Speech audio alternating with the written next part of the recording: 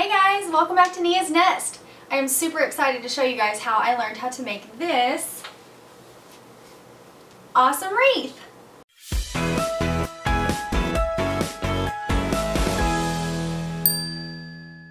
The cool thing about today though is that we're not only going to learn how to make this wreath, but one of you guys are going to have the chance to win it. Some of you guys probably don't really care to learn how to make a wreath, so I'm going to go ahead and tell you the rules for the giveaway now, and I'll also have it in the description box below so that it's easy for you guys to find. Okay, so the rules are: subscribe to both of my channels, Nia's Nest and Sam and Nia, my family daily vlogging channel, like this video, and leave in the comment section below something new that you learned from this tutorial.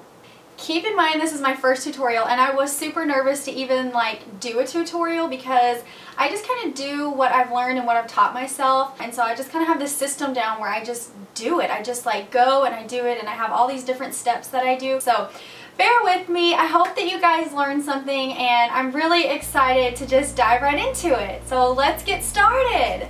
These are the supplies you'll need for your patriotic burlap wreath. An 18-inch wire wreath base. You can find these for $2.99 at Hobby Lobby. 3 rolls of burlap in red or the color that you like best.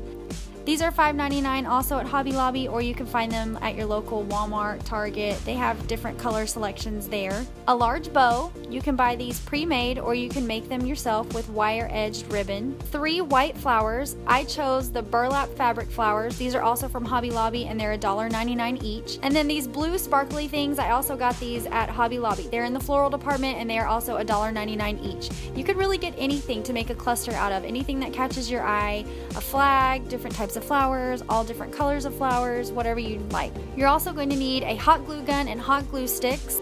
So I start out with my wire base, and now I'm going to grab my burlap ribbon and open it up. I unroll just a little bit of fabric from the roll, and I put what I've unrolled underneath the wire base. Once I've done that, you want to take the 2 corners that are in the middle of your wire base and fold them inward so that it makes kind of like a point or a tip that's easy to work with. Okay, now see how on your wire base there are 4 different wires going around. There's a top one, a second one, a third one, and then a fourth one that's all the way in the center. You're going to take this little point that you just made and you're going to put it over the fourth one, under the third one, over the second one, under the first one. You're going to leave the very edge of the tip sticking out. Don't worry, this won't be noticeable later on. Having that little bit on the edge really helps it not to move out of place as you're making the wreath. So your roll of fabric is still underneath the wire base, and you're going to pull the fabric up through the bottom 2 wires. Then you're going to pull another loop up through the middle 2 wires, and then you're going to pull the last loop up through the top 2 wires. And so now you have a row of 3 ruffles. As you can see, the wire base is split up into sections, and within each section you want to have 2 rows of burlap ruffles. So there will be 6 total ruffles in each section, and you're just going to keep doing that all the way around the wreath. Now eventually your first roll is going to run out, so you're going to take the tip of what's left, twist it, and slide it through the wires at the back of the wreath.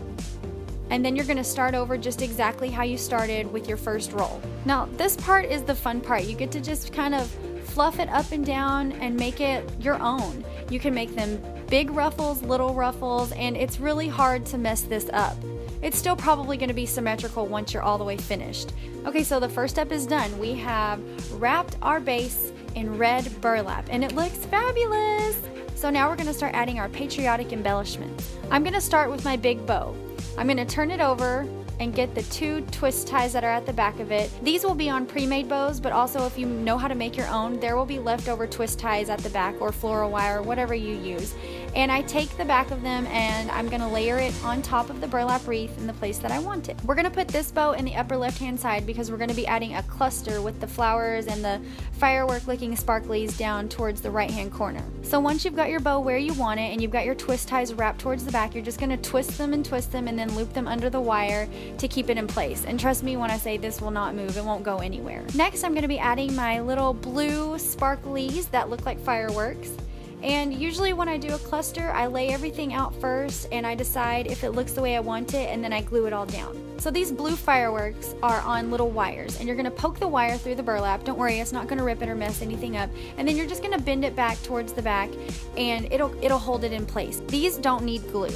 The wire, weaving the wire in and out of the back of the vase is what's going to hold these on. So my idea is to have the fireworks kind of in like a curvy little row around the bottom of the wreath, and then just place the roses around them as I think it looks good. Just going to make sure all of my fireworks are secure. And I like that. I think it looks really good like that. So I'm going to grab my roses. And on the back of the roses, you want to be very generous with the glue, because during the summer heat, that kind of stuff can fall off. But if you're really generous with your hot glue, it won't. It'll stay put, you know, year round even. All right, I've got my first one on. And what I think I'm going to do is put one rose on each end of the firework cluster, and then put another rose towards the center of the firework cluster and kind of make it look staggered. So now we have rose, firework, firework, rose, firework, rose.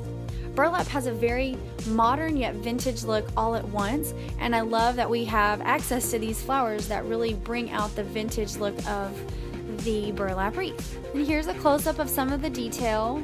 The roses against the red burlap look so beautiful. I'm so excited that one of you guys are gonna win this wreath. All right, and there you have it, the finished product. So what did you think, guys? How did I do for my very first tutorial? I hope that you've all learned something. I hope that all of you go and try it. And if you do end up making it, please tag me in whatever social media site you posted on. I'll have all of that information in the description box below. I'll be choosing a winner in 2 weeks. So you have 2 weeks to get your entries in. They're very simple. Again, you can find them in the description box below. But I'm gonna throw in one extra little perk. Everyone who sends one of your friends over to this video will get one additional entry, and all you have to do is tell them to let me know that you sent them. And it's as simple as that. You could get double entries just by sharing it with your friends. So thank you guys so much for hanging out with me today. I hope pretty soon we'll be crafting more often. I plan on doing more tutorials in the future. Alright guys, well I will see you all on Friday for Funny Friday. I have something really cute planned for everyone. Trust me, you're going to want to see it. And I cannot wait to ship this wreath out to one of you all. So good luck!